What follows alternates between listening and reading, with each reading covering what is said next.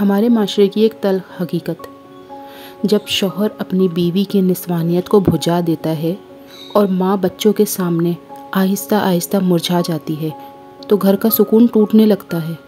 وہ بیوی جو کبھی گھر میں کہکے لگاتی تھی، جس کی مسکراہٹ سے گھر روشن ہوتا تھا، آج وہ جلدی لائٹیں بند کر دیتی ہے تاکہ کوئی اس کی آنکھوں کا دکھ نہ دیکھ سکے۔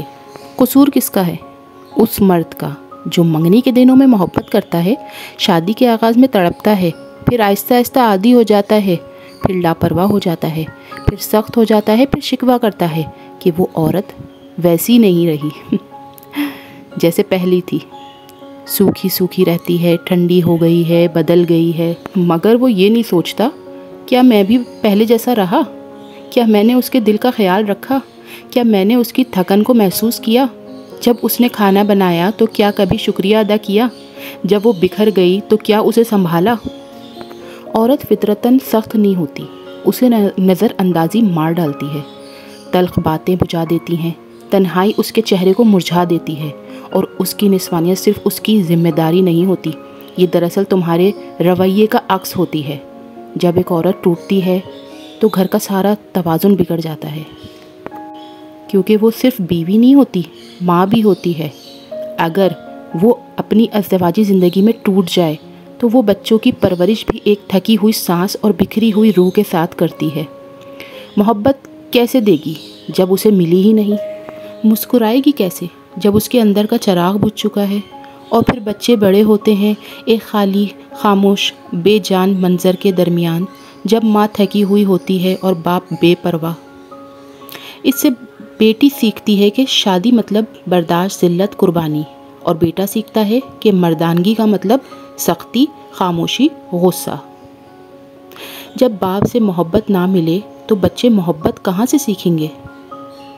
بعض گھروں میں باپ ہوتا ہے مگر صرف جسمانی طور پر، دماغ موبائل میں، دل خود میں گم، نہ کوئی پیار بھرا جملہ، نہ گلے لگانے والا لمس، نہ حوصلہ دینے والی بات۔ ایسے گھروں میں بچے بڑے ہو کر یہ سیکھتے ہیں کہ محبت کمزوری ہے، دینا غلامی ہے، اور چیخنا مردانگی۔ یہ وہ خاموش تباہی ہے، بیوی عورت نہیں رہتی، بچے بگڑ جاتے ہیں اور مرد یہ سمجھتا ہے کہ معاملہ بس اتنا سا ہی ہے۔ اے مردوں، تمہاری بیوی کی نسوانیت تمہاری ذمہ داری ہے۔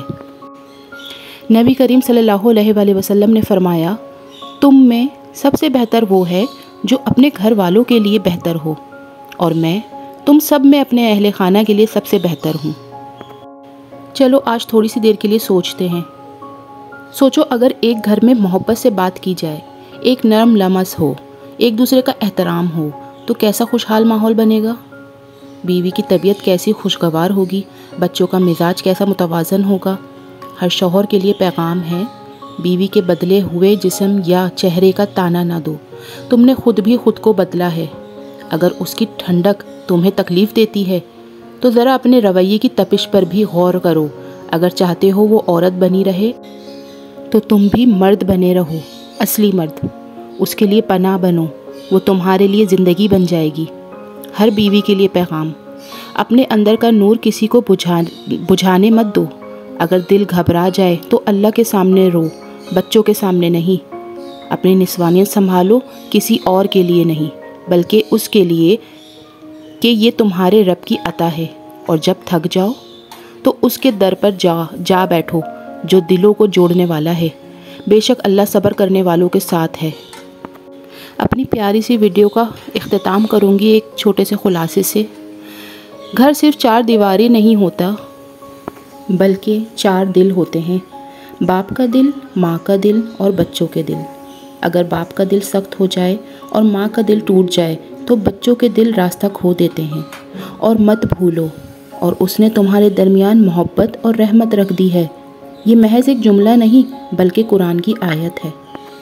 امید کرتی ہوں بہت سے دلوں کو چھو لیا ہوگا میری اس ویڈیو نے۔ انشاءاللہ پھر نیکسٹ ویڈیو میں ملوں گی، تب تک کے لیے اللہ حافظ۔ اپنا بہت خیال رکھیے گا اور اپنے پیاروں کا بھی۔